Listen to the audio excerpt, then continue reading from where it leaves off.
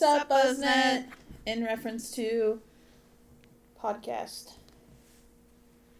Back at ya on a Murder Monday. That's it. I'm Amanda. I'm Heather. And we're glad you tuned in. Hit me with a murder. Okay, hold on. I gotta go get a knife first.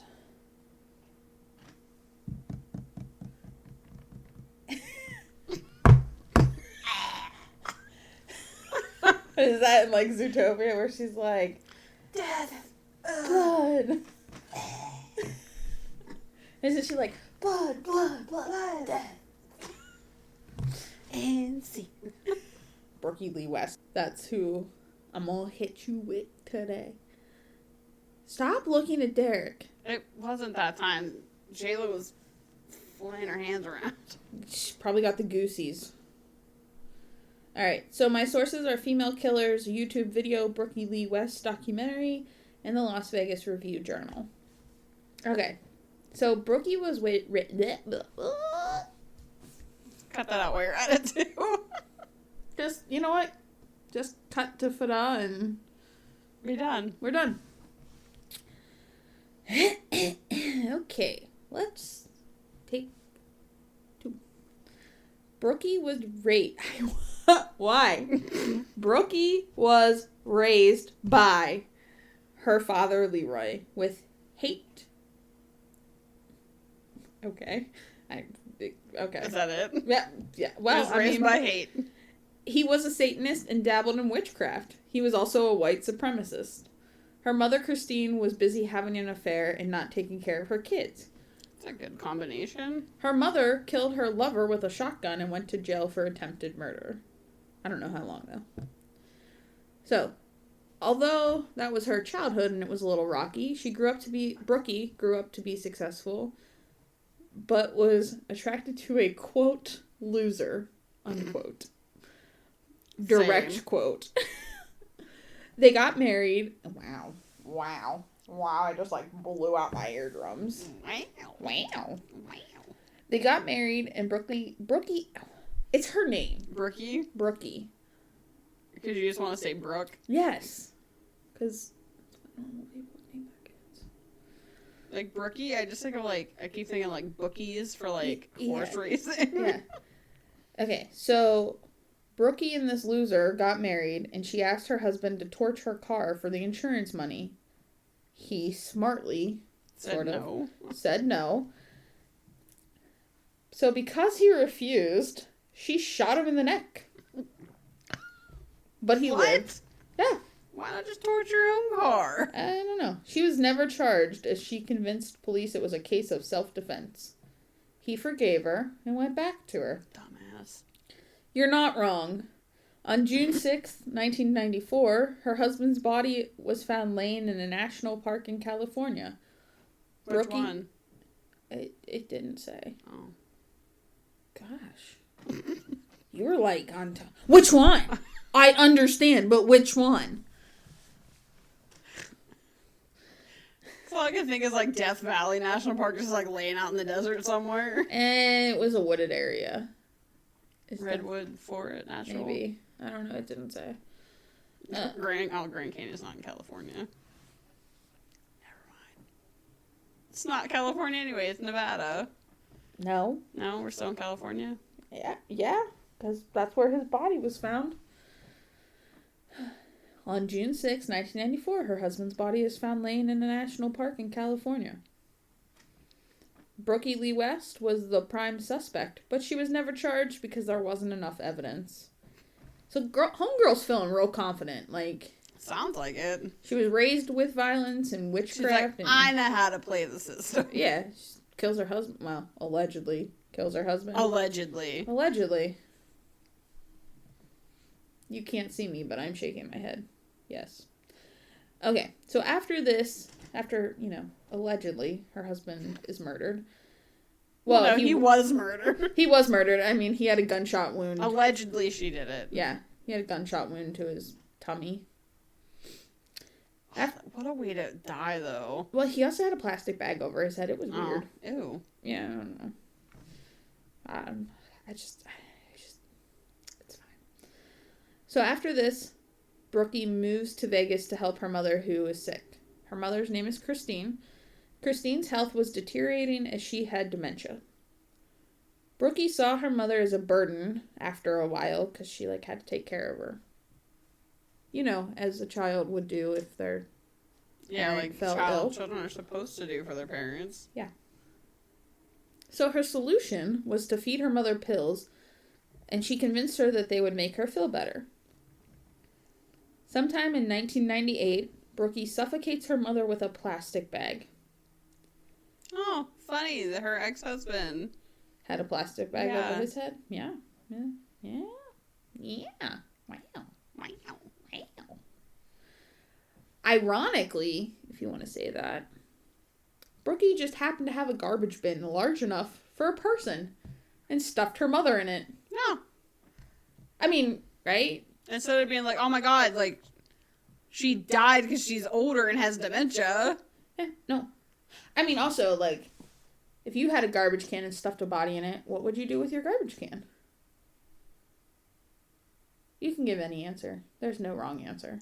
Did she light it on fire? No. Is that what you would do? I wouldn't stuff somebody in a garbage can to begin with. Oh. The whole body or body parts? Oh no. Whole body. You gotta chop it up first if you're gonna stick it in a garbage It's like one of those can. little mini dumpsters, is what it looked like in the reenactments, at least. Oh, so the garbage can is gonna lift it up and throw it in, nobody's gonna physically open it. Yeah. But even still, she didn't put it out for the garbage men to take. Just kept it in the house? Oh no. She stored it. Ew, why? That's the last thing to do. That's disgusting. It'll smell. And then she, in the reenactments at least, took large garbage bags and, put them around the garbage That's only gonna work for so can long. and, duct taped it and shit. That's like creating a freaking volatile bomb that's just eventually gonna go off. So while her mother was hanging out in a storage unit, Brookey collected $30,000 in Social Security benefits because she was still cashing her mother's Social Security checks, which was $1,000 a month. Which is illegal. Yeah, slightly. Christine's body stayed in a storage unit for 3 years until 2001, when a storage worker is alarmed by a stench. And in the documentary... It took 3 years? Well, in the documentary, it said one of the plastic bags sprung a leak.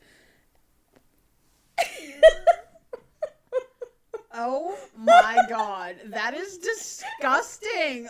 Ew. That literally makes me want to vomit. I'm seriously not laughing at the situation. I'm laughing at Heather. If it sprung a leak, that means the body, one, would expand because California is fucking hot. Or in Nevada again. It's still fucking hot, so the body's gonna expand. It's probably gonna explode. Therefore, fill up the bag. All I can think of is a deer on the side of the road. They only get so big before they split open and just go everywhere. That's disgusting. Oh my god. Her body was liquefied.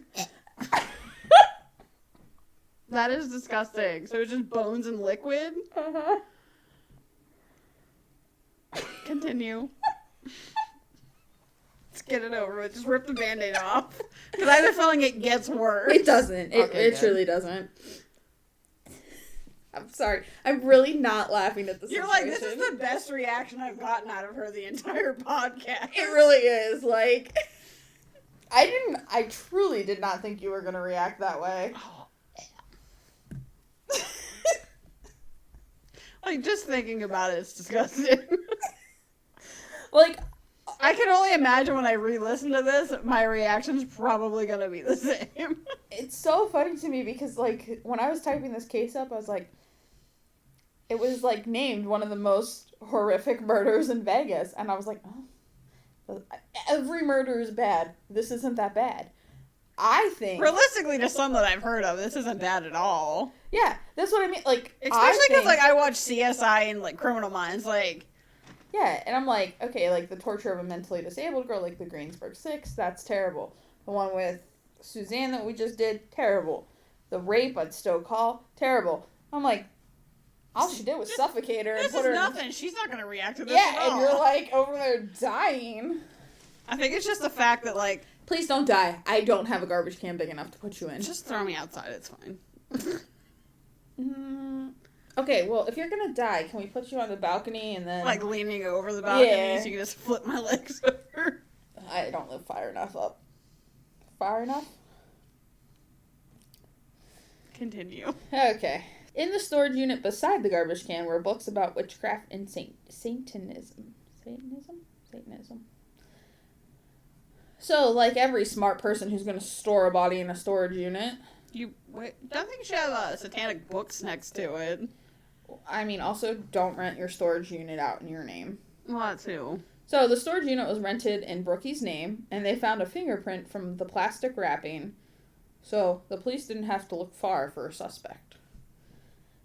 Well, being the fact that it's in her storage shed. Right. Brookey claimed at her trial that her mother died of natural causes, and after a few days, she got rid of her body because she didn't know what else to do. Call the police.